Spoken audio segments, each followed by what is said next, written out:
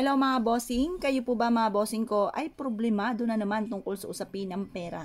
Hindi malaman kung paano po palalaguin ang inyo pong kaperahan mga bossing. Kung may negosyo po kayo, napakatumal nito.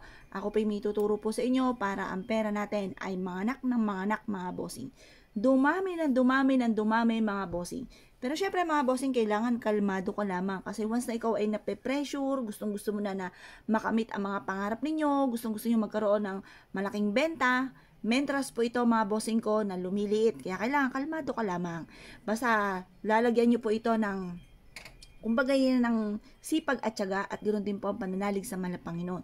At sabayan nyo ng ganitong mga pamamaraan. Tapos, isip lang kung ano pang pwede nating idagdag para mas maging papatok ang ating negosyo.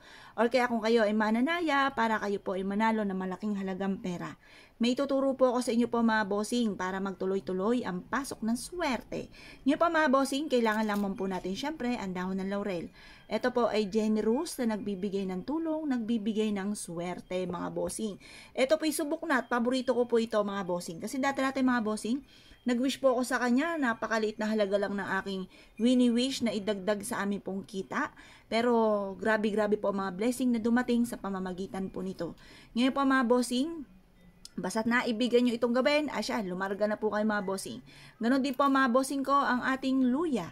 Ang luya mga bossing ko, isa sa mga pinakamaswerte na dapat ay meron din po tayo. Ito po mga bossing ko, ang luya ay nagtataboy ng mga bad spirit din po ito. Nagtataboy din ito lalo na ng mga toxic sa buhay natin, mga taong chismosa, pakalimera at inggitera mga bossing. Kailangan natin ng proteksyon, pero mas mainam naman na kayo ay kinaiinggitan kaysa kayo po ang naiinggit. Kaya, kailangan lang po natin ng proteksyon. Ngayon po mga bossing, talagang ewan ko lang, dadami lalo maiinggit sa inyo sa dami ng swerte na darating po sa inyo mga bossing. Proven po ito mga bossing. Basta habang kayo nagwi-wish, ito ay magmumula sa puso ang inyong lahat ng kahilingan, lahat ng gusto po ninyo, sabihin nyo na, huwag ka nang mahiya, huwag ka nang magpatumpik-tumpik pa, huwag mo itong gamitan ng sana. Tapos po mga bossing, sasabayan ito ng sipag at tiyaga, pagiging positibo sa buhay.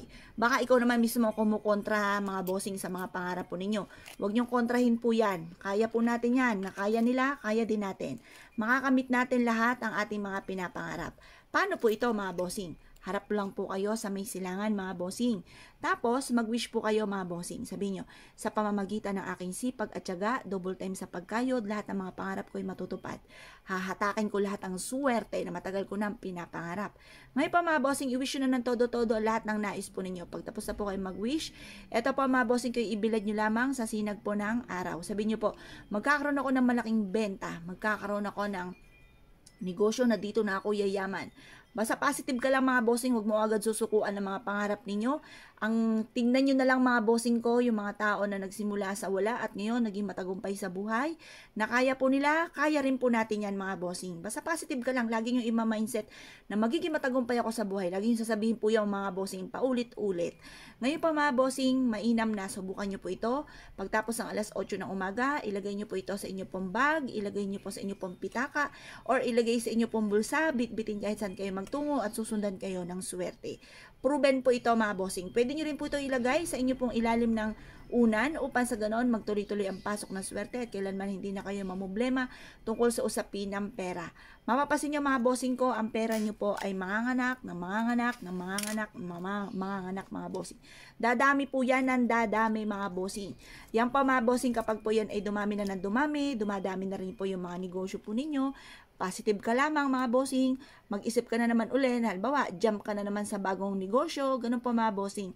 Yan po mga bossing, mapapasin ninyo, dumadami po ng dumadami ang negosyo, dumadami ang income. Yan po mga bossing ko ay parami pa ng parami. Huwag kayong titigil mga bossing hanggat hindi nyo pa nakakamit ang lahat ng mga pangarap po ninyo, or kung nakamit nyo po ito, jump na naman sa bagong pangarap mga bossing.